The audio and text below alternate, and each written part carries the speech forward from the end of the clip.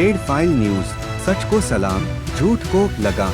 प्रियंका गांधी वाड्रा ने लखनऊ स्थित प्रदेश कांग्रेस कार्यालय में यूपी विधानसभा चुनाव 2022 को लेकर ऐतिहासिक ऐलान कर डाला। उनके इस ऐलान के बाद सियासी फिजा में सरगर्मी बढ़ गई है। प्रियंका ने कहा कि विधानसभा चुनाव में 40% टिकट महिलाओं को दिया जाएगा। उन्होंने कहा कि सत्ता का मतलब यह नहीं कि खुलेआम लोगों को कुचल दिया जाए। प्रियंका ने कहा कि देश को विकास की राजनीति की ओर अगर ले जाना है तो महिलाओं को आगे बढ़ना पड़ेगा। साथ ही उन्होंने कहा कि हमने अगले महीने की 15 तारीख तक हर विधानसभा से महिलाओं के नामों पर प्रस्ताव मांगे हैं। इसमें कोई दो राय नहीं। लखीमपुर कांड में प्रियंका की सक्रियता के बाद से विपक्ष की भूमिका के लिहाज से कांग्रेस पार्टी का ग्राफ तेजी से बढ़ा है। पार्टी ने विस्तार के लिए वरिष्ठ नेताओं को अलग अलग जिम्मेदारी भी दे दी है। लड़की हूँ लड़ सकती हूँ का पोस्टर आज कांग्रेस कार्यालय में लगा हुआ था। प्रियंका से पत्रकारों ने जब यह सवाल किया कि क्या अन्य राज्यों में भी आपकी पार्टी 40% महिलाओं को दावेदारी देगी, उन्होंने कहा कि मैं यूपी इंचार्ज हूँ, यहाँ यह निर्णय लिया गया है। उन्होंने कहा कि हमने 15 नवंबर तक आवेदन मांगे हैं, महिलाएं टिकट के लिए आवेदन करें। प्रियंका गांधी वाड्रा के बयान से महिलाओं में खासी खुशी दिख रही है। उनका मानना है कि कांग्रेस की सरकार बनी तो यूपी में विकास की गंगा बहेगी। हम सब प्रदेश की तस्वीर बदलने का काम करेंगे। कांग्रेस पार्टी के पूर्व सांसद प्रमोद तिवारी ने कहा कि प्रियंका गांधी का 40% महिलाओं को चुनाव में भागीदारी देना एक मील का पत्थर साबित होगा। प्रियंका को धन्यवाद। उन्होंने कहा कि अब भाजपा की सरकार जाएगी और कांग्रेस की सरकार आएगी। मैम 2017-2019 में जिस तरह के नतीजे रहे हैं कांग्रेस के, ये सबने देखा। तो क्या इतनी बड़ी संख्या में महिला मजबूत प्रत्याशी आप लोगों को मिल पाएंगी 2022 के चुनाव के लिए? देखिए, हमें प्रत्याशी मिलेंगी, लड़ेंगी वो। अगर इस बार मजबूत नहीं होंगी, अगली बार मजबूत होंगी। हमें लड़ाना है, हम पूरी तरह से मदद करेंगे, समर्थन करेंगे और लड़ेंगे जी जान से।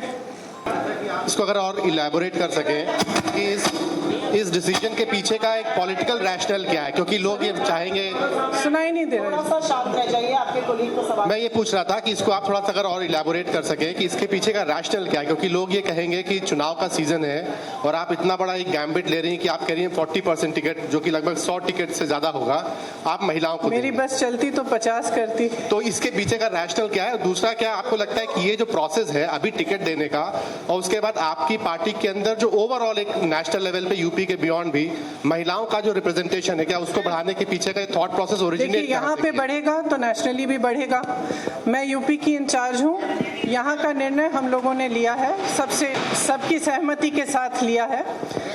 इसके पीछे जैसे मैंने कहा, मुख्य सोच ये है कि जो महिला है वो एकजुट होकर एक फोर्स नहीं बन रही है, उसको भी जातियों में, धर्मों में बांटा जा रहा है।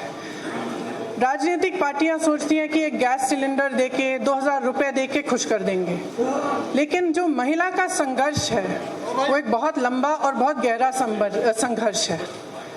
अगर हम समझेंगे नहीं कि हमें एकजुट होकर ये संघर्ष करना है, तब तक हमारे समाज में, हमारे देश में, हमारी राजनीति में बदलाव नहीं आ सकता है।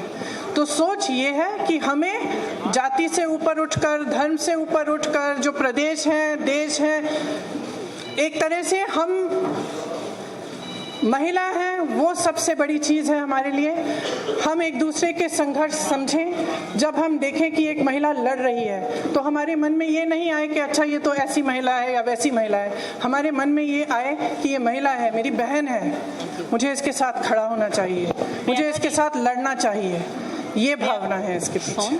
जयनेन्द्र जी, आपने तो सवाल पूछा। मेरा सवाल ये है कि सुनिए, मैं यही जान रही हूँ, मैं यही हूँ, आप पूछ लीजिए इसके बाद। प्रियंका जी, सवाल ये है कि कांग्रेस में कैंडिडेट्स का सिलेक्शन और कैंडिडेट्स की एप्लीकेशन पिछले 2 महीने से लिए जा रहे हैं, लगभग 1.5-2 महीना हो गया, लेकिन फैसला आज आप ये करते हैं कि 40% टिकट आप महिलाओं को देंगी। तो क्या जो जितने भी कैंडिडेट्स ने अभी अप्लाई किया, क्या उनमें से कोई जेन्युइन नहीं थे तो 40% का फैसला करना पड़ा, या नतीजों को ध्यान में रखते हुए, क्योंकि कांग्रेस का गठबंधन भी अभी क्लियर नहीं है किसी के साथ होगा या नहीं होगा, या जो भी पहले के नतीजे रहे हैं, या उनको देखते हुए ये फैसला लेना पड़ा कि 40% टिकट? देखिए, ये लेना पड़ा नहीं है, ये फैसला मैंने आपको समझाया किस लिए लिया।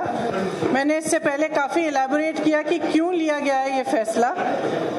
ये फैसला महिलाओं के सशक्तिकरण के लिए है, इसके पीछे और कोई छुपा राज नहीं है।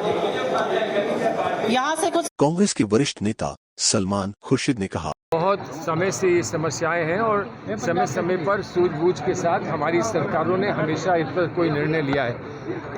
ऐसा कोई निर्णय कि हम हर चीज़ बॉयकॉट कर दें और उसके बाद हमारा कोई संपर्क न रहे, उससे कोई समाधान नहीं निकलता है, ना निकल पाया है। इसलिए कहीं कहीं संपर्क रहता है और उसमें हम अपनी बात सख्ती से कहते भी हैं, पूरी सहानुभूति के साथ। हम उम्मीद करते हैं कि दूसरी तरफ से हमको उस पर प्रतिक्रिया प्राप्त होगी और आगे मिलकर हमको वो काम करना होगा जिससे कि जो हमको क्षति पहुंची है उसको दूर किया जा सके और आगे फिर ऐसा ना हो। ये अंतर्राष्ट्रीय स्तर पर ऐसे ही किया जाता है। आप बहुत जंग लड़ते हैं, आप युद्ध पर उतरते हैं, युद्ध के बाद भी बैठकर उन्हीं लोगों से बातचीत की जाती है। अमेरिका आज तालिबान से बात कर रहा है। गुज़रे दिनों में अमेरिका ने वियतनाम में जिन लोगों से लड़ाई लड़ी थी उनसे बात की थी। कहीं ना कहीं बातचीत होती है। भारत और पाकिस्तान का युद्ध हुआ तो ताशकंद में बैठ के बातचीत हुई।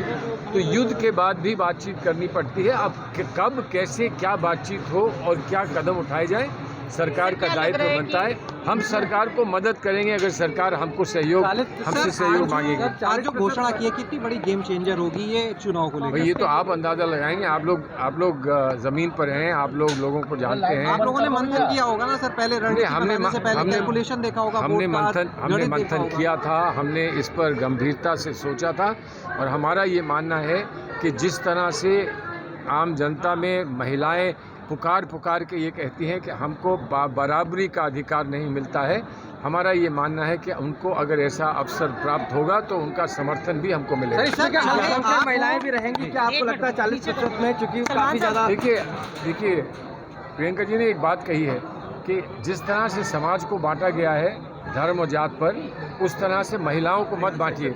महिलाओं को महिलाओं का संगठन और संगठित होने का अवसर दीजिए। उसमें सब लोग होंगे, कोई उसमें अलग नहीं होगा, सब लोग उसमें सम्मिलित होंगे। लखनऊ से red file bureau Anil Saini की रिपोर्ट। रेड फाइल न्यूज को सब्सक्राइब करें और ताज़ा खबरों से रहे अपडेट।